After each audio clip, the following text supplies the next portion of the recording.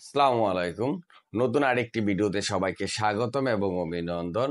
আজকে আমাদের 2 নম্বর ক্লাস এবং এই ক্লাসে আমরা জানব ডাব্লিউ এর পরে এইচ অথবা আর থাকলে ডাব্লিউ এর উচ্চারণ হয় না। এর কার প্রনাউন্সিয়েশন হচ্ছে ডাবল ইউ, নট ডব্লিউ বা ডাব্লিউ। ডাব্লিউ ইউটাকে ডাবল করে দিলে হবে ডাব্লিউ।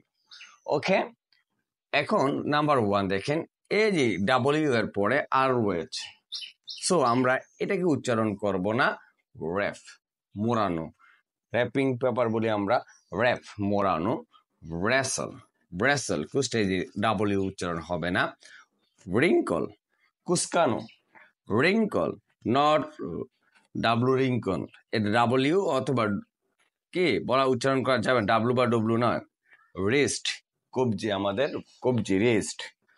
রং, এখানে আমরা দিয়েছি একটা এইচ, শুধুমাত্র ডাব্লিউ এইচ যুক্ত ওয়ার্ডগুলোর ভিতরে এই এখানে এইচ ডাব্লিউ এর উচ্চারণ হবে না। হু কে, কিন্তু অন্যান্য যে ডাব্লিউ এইচ ওয়ার্ডগুলো রয়েছে সেগুলো যেমন এটা কিন্তু আমরা ওখানে অনেক সময় বলি হয় নো, দ্যাটস নেভার ওয়েন। এটা ওয়াও উচ্চারণ হবে। এই ব্যাপারে আরেকটা ক্লাস পরবর্তীতে দিব। এখানে দেখেন আমি এদিকে দাগ দিয়ে রেখেছি 3টা ওয়ার্ড রয়েছে। আনসার টু, এখানে ডাব্লিউ উচ্চারণ হয় না। এখানে টু এর ক্ষেত্রে ডাব্লিউ এর উচ্চারণ হয় না।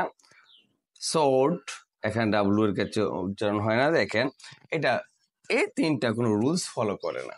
এটা রুলস আমি পাইনি। এছাড়া যদি আপনাদের কাছে বা আপনাদের বান্ডারে আর কোনো ওয়ার্ড থাকে কমেন্টে জানিয়ে দিবেন। আজকে